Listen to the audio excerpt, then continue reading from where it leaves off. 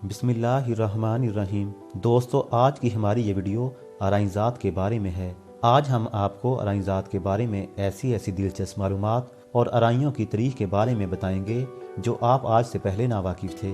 अगर आप अराई हैं तो आपको ये वीडियो आखिर तक ज़रूर देखनी चाहिए। वीडियो शुरू करने से पहले आप अराइयों से इल्तमास है कि अगर आपने अभी तक हमारा चैनल फैमिली टीवी सब्सक्राइब नहीं किया तो जल्दी से इसे सब्सक्राइब करते हुए इसके साथ लगे घंटी के बटन को दबा दें ताकि आपको हमारी हर आइंदा आने वाली वीडियो के बारे में नोटिफिकेशन मिलता रहे। अराई उर्दू ज़बान का लफ्ज़ है। पंजाबी अराई कहते हैं कि अराई के मानी काश्तकार यानी ज़मींदार के हैं। लफ्ज़ अराई दरअसल अरबी के लफ्ज़ एरई से निकला है जो कसरत इस्तेमाल और इम्तदाद ज़माना से आराई बन गया। उर्फ़ आम में इसे अराई कहा जाता है। सदियों तक गैर अरब इलाके में रहने और मकामी आबादियों के साथ घुल मिल जाने की वजह से अरब अरई जहाँ अपनी अरबी ज़बान छोड़कर अजमी हो गए, वहाँ उन्होंने बर्रसगीर की मकामी ज़बानों पर भी गहरा असर छोड़ा। यही वजह है कि बर्रसगीर की ज़बानों में बेशुमार अरबी अल्फाज शामिल होते चले गए और इसी से यह लफ्ज़ एरई से आराई बन गया। अरब की सरजमीन पर बसने वाले अराई शेख कहलाते हैं। कसूर के अराई शाह कहलाते हैं। लाहौर में बसने वाले अराई महर कहलाते हैं। लोधरा और मल्तान के अराई मलक कहलाते हैं। साहिवाल, बहावलपुर, बहावल नगर, रहीम यार खां, गुजरांवाला, हाफसाबाद और दीगर ज़िला के रहने वाले अराई चौधरी कहलाते हैं। अमृतसर में बसने वाले अराई सरदार खां कहलाते हैं। अराई कौम अपने बुजुर्गों को मियाँ कहते थे। बनु सलीम की ज़ुर्रियात सलीमी कहलाती है, इसलिए अराइयों को सलीमी या शामी भी कहा जाता है। आपको ये जानकर दिलचस्पी और मालूमात में इजाफा होगा कि अराई कौम का शजरा नसब हज़रत उमर फ़ारूक के साथ साथ हज़रत नुमान ज़ुरैन के साथ भी जा मिलता है। अराई कौम का मुकम्मल शजरा नसब कुरैश, गालिब, लुई, कैस, मुगीरा, अब्दुलदार, हारिस, हुमैर, सोहल, ज़ियादुल जहूर, हुरत, प्रेम, ज़ुरैन, अकबर, मुदस्सर, असगर, सफ़ियान, हज़रत उमर फ़ारूक, हज़रत नुमान ज़ुरैन, शेख सलीम अराई तक जा मिलता है। अराई एक ज़ात है। इस ज़ात के लोग पाकिस्तान में कसीर तादाद में मौजूद होते हैं। अब हम आपको अराइयों के बारे में कुछ और दिलचस्प मालूमात बताते हैं। अराई ज़ात के लोग पाकिस्तान और भारत में बकसरत पाए जाते हैं। आप में से भी बहुत से अराई कौम से तल्लुक़ रखते होंगे। आइए आप दोस्तों को इनकी तारीख़ के बारे में कुछ बताते हैं जो यकीनन आपके लिए दिलचस्पी और मालूमात में इजाफे का बायस होगी। जहन में रहे, ज़ात सिर्फ हमारी पहचान के लिए होती है, इस पर फ़ख्र करना मुनासिब नहीं। हम पहले मुसलमान हैं, फिर पंजाबी, पठान, अराई, बलोच वगैरह हैं। अल्लाह के नज़दीक तुम में से बेहतरीन वो है जो मुत्तकी है। अब अपने मौजू की तरफ आते हैं। अराई ज़ात के आबाओजदाद आर्याई फ़लस्तीनी अरब थे जो सन 712 में दरियाए उर्दन के किनारे आबाद शहर अरीहा से हिजरत करके आए थे।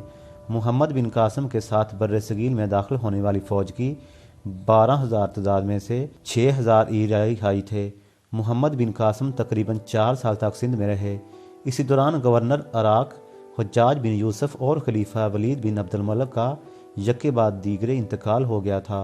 खलीफा सुलेमान बिन अब्दुल मलिक ने तख्त नशीनी के बाद हज्जाज बिन यूसुफ के ख़ानदान पर सख्त मज़ालिम उठाए। इसी दौरान इसने मुहम्मद बिन कासिम को भी हज्जाज बिन यूसुफ का भतीजा और दामाद होने के जुर्म में गिरफ़्तार करके अरब वापस बुला लिया, जहाँ वो 7 माह कैद में रहने के बाद इंतकाल कर गए। खलीफा की इन ज़ालमाना कार्रवाइयों की वजह से अरीहाई फ़ौजियों ने अपने आबाई वतन वापस न जाने और बरसगीर में ही क़याम का फ़ैसला कर लिया। खलीफा के एताब से बचने के लिए उन्होंने फ़ौज की मुलाजमत ना छोड़ी। उन्होंने फ़ौज की मुलाजमत छोड़कर खेती बाड़ी को अपना ज़रिया मनाश बना लिया। कुछ अशरों बाद वो आहिस्ता आहिस्ता वस्ता और मशरक़ी पंजाब की तरफ चलते गए और वक्त के साथ साथ इनकी अगली नस्लें पूरे बरसगीर में फैल गईं। मुहम्मद बिन कासिम के लश्कर से अराई लफ्ज़ की तशरीह राजा दाहर की कैद में एक मुसलमान लड़की की आवाज़ पर लब्बैक कहने वाले 12,000 अवाम का इस्लामी लश्कर 4 हिस्सों पर मुश्तमिल था। पहला हिस्सा का नाम मुकद्दमल जैश था जो थोड़े से आदमियों पर मुश्तमिल था और लश्कर से 3-4 मील आगे से रास्ता की रहनुमाई कर रहा था। बाएं दाएं तरफ का लश्कर मेमना और बाएं तरफ वाला मैसरा और दरमियान वाले लश्कर का नाम कलब था। हर इस्लामी लश्कर के पास एक झंडा होता था जिसको फ़ौज हर सूरत में बुलंद रखती थी और जंग के अख्ताम पर यह मफतूहा ज़मीन पर गाड़ दिया जाता था। اس جھنڈے کا ذکر نبی اکرم محمد صلی اللہ علیہ وسلم نے جو غزوات خود لڑے ان میں بھی کیا ہے، اور صحابہ کرام رضوان اللہ تعالیٰ علیہ اجمعین نے ان کو گرنے سے بچانے کے لیے شہادتیں نوش فرمائیں۔ اس فتح کے نشان والے جھنڈے کا نام الرایہ ہوتا تھا۔ فتح کے بعد اس شامی فوج کے سپاہی کو الرایہ کی نسبت سے آرائی کہا جانے لگا۔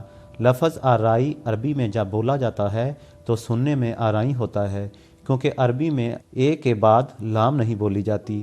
آرائی لفظ کو انگلش میں آرین کہتے ہیں۔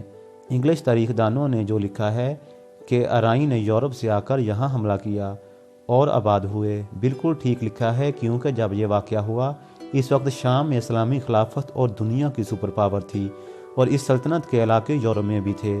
اس وقت جب یہ لشکر شام کے جس علاقے سے بھیجا گیا وہ آج بھی شامی علاقہ یورپ کی حدود میں واقع ہے۔ بہرحال یہ کہ آرائی قوم بر صغیر پاک و ہند میں عرب سے محمد بن قاسم کی قیادت میں ہی آئی تھی، جو بعد میں مستقل طور پر یہاں رہائش پذیر ہو گئی۔ ان میں زیادہ تر لوگ آج بھی کھیتی باڑی کے شعبے سے ہی منسلک ہیں۔ آرائیوں کا تاریخی پس منظر یہ ہے کہ آل زرعین کی آمد سن 1200 سال قبل از مسیح ہے۔ یہ خاندان یمن میں بادشاہی کرتا تھا۔ بنو حمیر کہتان سے 7ویں پشت میں تھا۔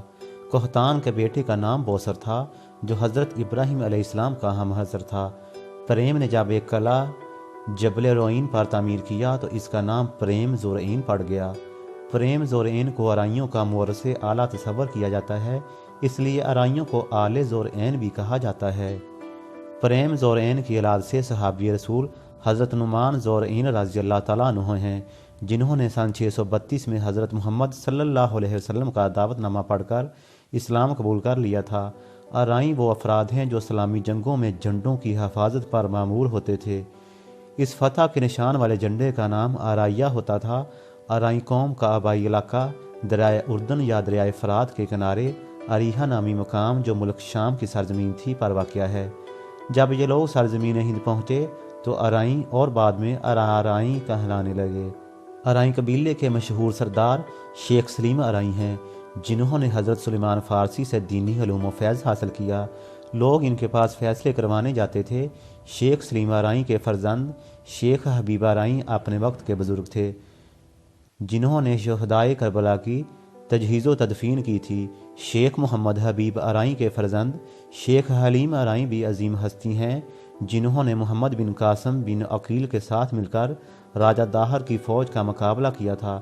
سن 712 میں خلیفہ ولید بن عبد الملک کی منظوری سے گورنر حجاج بن یوسف نے اپنے نوعمر داماد محمد بن قاسم کو 12,000 شامی جہادی لشکر، جس میں سے 6,000 آرائی قبیلے کے افراد شامل تھے، راجہ داہر کی راجدھانی سندھ میں بھیجا۔ راجہ داہر اپنی فوج سمیت جنگ میں مارا گیا۔ محمد بن قاسم نے ملتان، ساتلج، دہلی، سرسوتی تک کا علاقہ فتح کر لیا تھا۔ یوں آرائی لوگ بر صغیر کے طول و عرض میں پھیل گئے۔ جرنیل سپہ سالار محمد بن قاسم 3.5 سال سندھ میں رہے۔ اسی دوران میں خلیفہ ولید اور گورنر حجاج بن یوسف کا یکے بعد دیگرے انتقال ہو گیا، اور خلیفہ سلمان نے تخت نشینی کے بعد حجاج بن یوسف کے خاندان پر ظلم کیے۔ فتح ہند کے بعد خلیفہ سلیمان نے محمد بن قاسم کو واپس بلا کر قید کر لیا۔ محمد بن قاسم 7 ماہ قید میں ہی وفات پا گئے۔ خلیفہ سلیمان نے شیخ حلیم آرائی کو محمد بن قاسم کا ساتھی ہونے کی وجہ سے ملک چھوڑنے کا حکم دیا۔